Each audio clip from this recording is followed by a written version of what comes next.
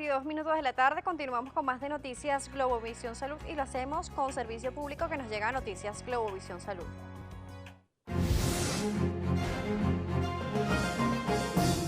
Y a esta hora apelamos a su buena voluntad y se solicita con carácter de urgencia los siguientes medicamentos. El siguiente medicamento, MD 125 y 80 miligramos. Las personas o instituciones que puedan colaborar, por favor, comunicarse al número 0426-218-7055, 0426-218-7055. También le presentamos el siguiente servicio público. De igual manera, con carácter de urgencia, se solicita Intafer en jarabe o tabletas. Las personas que deseen colaborar o puedan comunicarse para indicar en dónde conseguirlo, por favor tome nota al siguiente número 0426-214-4606, 0426-214-4606. Ya a esta hora le vamos a dar la bienvenida también al doctor Diego Intriago, él es cirujano laparoscopista. Le vamos a hablar el día de hoy sobre la vesícula y sobre el apéndice. Bienvenido, doctor. Muchas gracias por la invitación. Un gusto tenerlo acá y precisamente pues queremos hablar qué es cada uno de ellos, qué es el apéndice y qué es la vesícula. Que nos lo explique usted. Bueno, la diferencia es importante, la relación está en la frecuencia con la cual llevan a las personas a una mesa quirúrgica.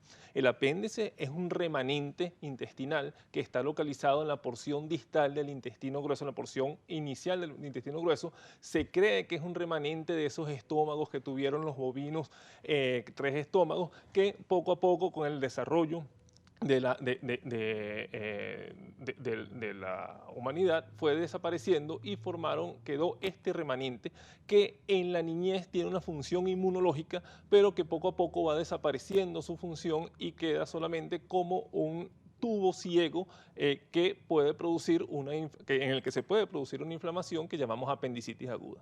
Y con mucha frecuencia llega entonces a ustedes los casos de apéndice. Es una causa importante de consulta como abdomen agudo quirúrgico que llega a las emergencias y que obviamente va a requerir una resolución quirúrgica.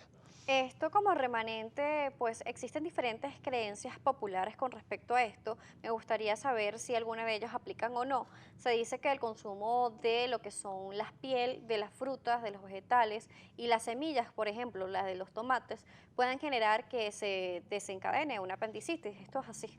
Lo que pasa, puede haber alguna relación quizá en pequeños residuos alimentarios que vemos ya en las personas adolescentes y adultas que se puede producir una apendicitis, en la cual la sedimentación de residuos alimentarios sí puede producir lo que se llama un fecalito, que es como una hez muy dura que va a ocupar la luz o la parte interna del apéndice, obstruyéndolo y produciendo el proceso infeccioso. Más en los niños no se corresponde, en los niños más bien el proceso de una apendicitis es en respuesta a algún proceso inflamatorio sistémico en el cual el apéndice se comporta similar a un ganglio o las amígdalas y sus paredes se engrosan, se inflaman e igualmente obstruyen la parte central del apéndice produciendo la apendicitis o comprometiendo la irrigación del apéndice porque como un órgano remanente, la circulación sanguínea que llega a él también es marginal, es escasa y cualquier inflamación de sus paredes va a comprometer la circulación en ella, empeorando el cuadro y produciendo la apendicitis, ¿no? ¿Por qué podemos vivir sin apéndices?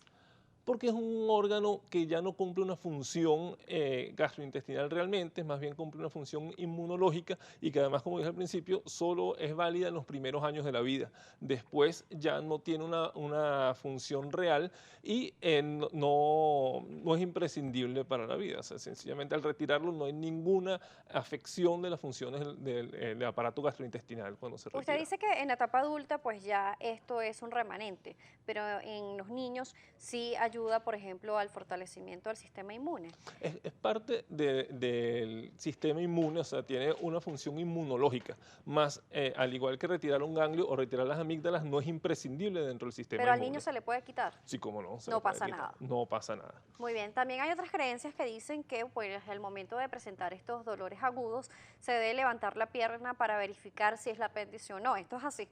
Lo que pasa es que hay cierta verdad en eso y depende un poquito de la localización en la que esté el apéndice al momento de producirse el proceso inflamatorio. Imagínese que el ciego es como un saco y el apéndice está en la punta de ese saco. Él puede estar hacia la parte externa, hacia la parte interna o encima de un músculo que va de la parte interna del muslo hacia el abdomen, es el único músculo que cruza ese trayecto que lo llamamos el psoas ilíaco. Cuando está sobre ese músculo puede ir el dolor hacia la pierna y el paciente empeorar el dolor cuando mueve la pierna. Sin embargo, no es un signo que esté en todos los casos de apendicitis aguda. Hay signos más clásicos, ¿ok?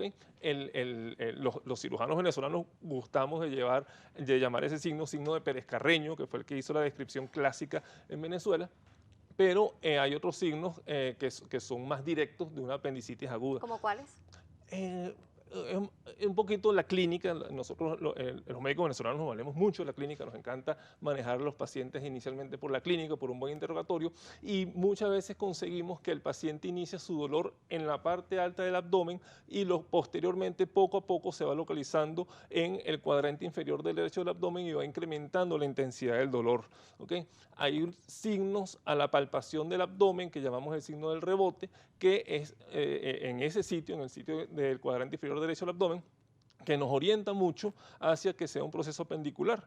Y luego encontramos otros signos a la palpación, que son un poquito más específicos, como palpar el lado derecho y duele el lado izquierdo y duele el lado derecho, y otros más específicos, que luego acompañamos de un laboratorio que nos da una orientación final para tomar la decisión en estos casos. Normalmente estos casos siempre llegan por emergencias a ustedes. Normalmente son casos de emergencia, los casos de Y que deben ser apendicitis operados aguda. inmediatamente. La apendicitis debe operarse lo más temprano posible porque puede evolucionar a una peritonitis en caso de no tratarse adecuadamente. Y justamente ahí vamos a llegar a lo que son las operaciones por laparoscopia. Hoy en día todo ya ha avanzado la medicina y este tipo de operación de intervención puede ayudar al paciente a recuperarse mucho más rápido. ¿Cómo es esta operación realmente, doctor? Bueno, la cirugía laparoscópica es una modalidad de cirugía que llamamos mínimamente invasiva, en la cual el abordaje de la cavidad abdominal es a través de pequeños portales que hacen que las incisiones sean mínimas, Menores. menores, como dijimos anteriormente. A través de estos portales vamos a introducir una cámara que nos permite visualizar la cavidad abdominal, nos permite corroborar que el diagnóstico con el cual fue el paciente a la mesa quirúrgica que sea el diagnóstico acertado y nos permite evaluar otros órganos dentro de la cavidad abdominal. Se hacen en apéndice, nosotros generalmente usamos otras dos pequeñas incisiones, las hacemos a nivel de la línea del traje de baño para que no haya ninguna complicación estética desde el punto de vista del paciente. Y bueno, se extrae el procedimiento dentro de la cavidad abdominal, es prácticamente el mismo procedimiento que haríamos con la cirugía abierta. ¿Pero cuánto tiempo dura esta operación? ¿Es más rápida, es más lenta? ¿Cómo se hace? Bueno, en En protocolos, quirófano. o sea, en manos de cirujanos, como el grupo con el que yo trabajo normalmente, es una cirugía sumamente rápida. Nosotros tenemos una protocolización del procedimiento que nos permite llevar el tiempo quirúrgico de entre 25 y 45 minutos de Muy rápido, cirugía. es una Es muy operación muy rápida, rápida. que haciéndolo de la manera convencional en la cual hay que incidir la pared abdominal en mayor grado e ir profundizando capa por capa, es más lento porque también en la retirada hay que cerrar capa por capa de una forma un poco más larga, porque la incisión es más larga. Con El esta laparoscopia procedimiento, se puede decir que casi entra en el protocolo de una operación ambulatoria. claro, lo que pasa es que estamos hablando de una cirugía de emergencia. Si habláramos de vesícula, que también normalmente el paciente se queda un día, en la actualidad hay varios pacientes que estamos manejando de forma ambulatoria cuando son cirugías electivas, ¿ok? Porque la recuperación es muy rápida. La laparoscopia tiene amplias ventajas sobre la cirugía convencional en cuanto a recuperación. Generalmente estos pacientes que operamos por laparoscopia están comiendo el mismo día, están caminando el mismo día y si no se van ese día, se van el día siguiente. En cuanto al dolor postoperatorio, es mucho menor el dolor postoperatorio por varios motivos. Primero, porque las incisiones en la pared abdominal son menores, y segundo, porque si la cirugía es rápida, nosotros usamos en la laparoscopia un gas para insuflar el abdomen para poder hacer la visualización adecuada, pero si el procedimiento es rápido, la presencia de ese gas dentro del abdomen es más corta y eso irrita menos los nervios que están en la pared abdominal, sobre todo a nivel del diafragma, y eso disminuye el dolor postoperatorio, ¿no? ¿Cuánto tiempo va a tardar este paciente en reincorporarse a sus actividades diarias? Fíjese, Puede variar por cada paciente, ¿no? es Pero variable, un cada promedio. caso es individual, pero en las actividades habituales, más o menos un promedio de 5 a 7 días, la mayoría de los pacientes están haciendo sus actividades. De hecho, uno indica un reposo, generalmente lo que indica la ley, y varios pacientes consultan y dicen, doctor, yo me quiero reintegrar antes a mi trabajo, puedo reintegrarme y no hay ninguna ¿Qué tan antes contraindicación. podría hacer eso? Bueno, la gente que trabaja por cuenta propia generalmente a los 7 días está haciendo sus actividades habituales. Las recomendaciones podrían ser de repente no tener algún peso específico, no levantar peso, recomendaciones generales de una operación, ¿no? Sí, por cuestiones no tanto de la cirugía dentro de la cavidad abdominal, sino de la pared abdominal como tal, uno le pide al paciente que por lo menos por mes y medio no haga esfuerzos físicos importantes. Por ejemplo, no cargue el caucho de un carro, no cambie un caucho, no, cuando su señora le pide no cargue la nevera para pasar coleto, etcétera, ¿no? Pero en líneas generales puede hacer sus actividades habituales de una forma muy temprana. Muy bien, doctor. Nosotros a las 4:53 de la tarde nos corresponde hacer nuestra segunda pausa aquí en Noticias Globovisión Salud. Les invitamos a que nos escriban en nuestra cuenta de Twitter @salud_gb para que le puedan preguntar al doctor Intriago sobre las operaciones de la vesícula y del apendicitis. Ya regresamos con más. Intriago. 4:55 de la tarde, continuamos con más de Noticias Globovisión Salud. Seguimos conversando con el doctor Diego Itriago.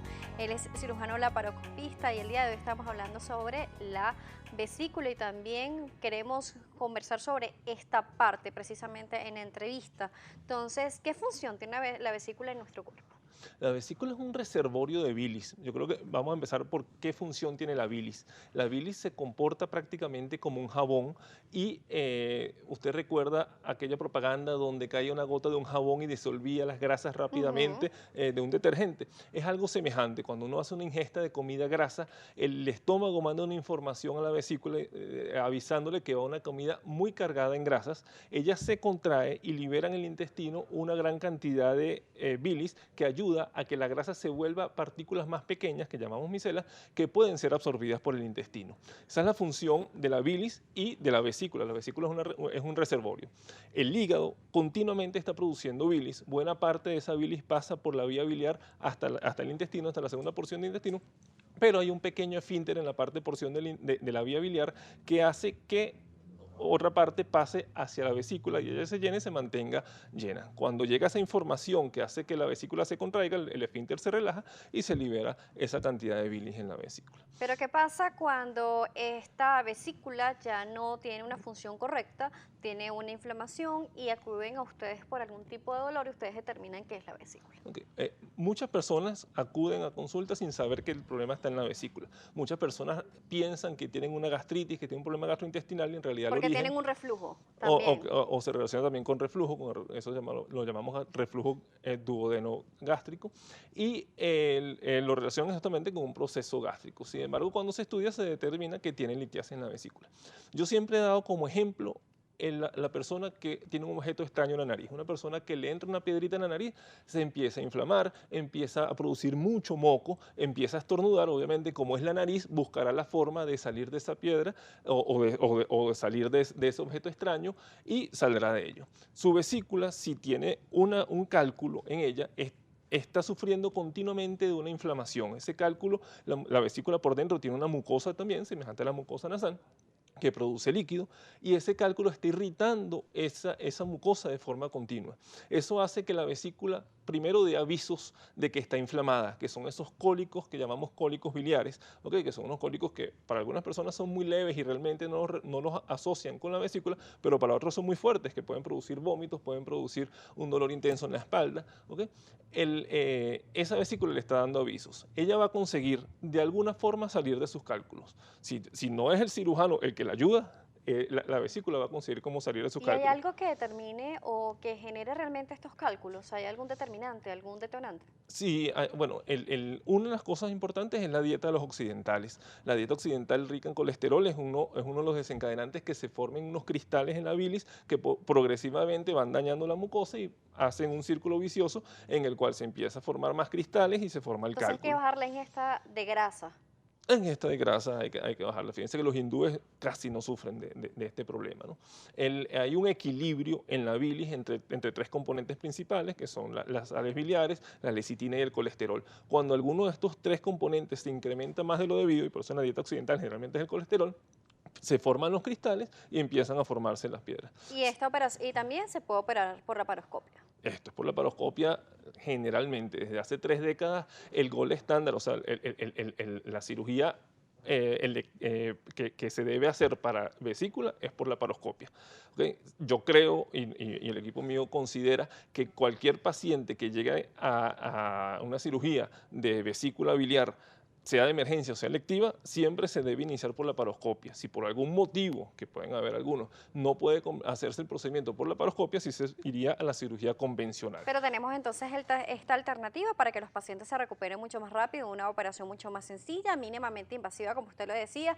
Doctor, lamentablemente hemos llegado al final de Noticias Globovisión Salud. Por favor, hay que a través de qué redes sociales o en dónde los pacientes lo pueden conseguir. Bueno, yo laboro en el Instituto Clínico La Florida, en la Florida, Caracas, en la organización AMP en El Paraíso, en la segunda avenida del Pinar, y me pueden conseguir en Instagram Diego I 202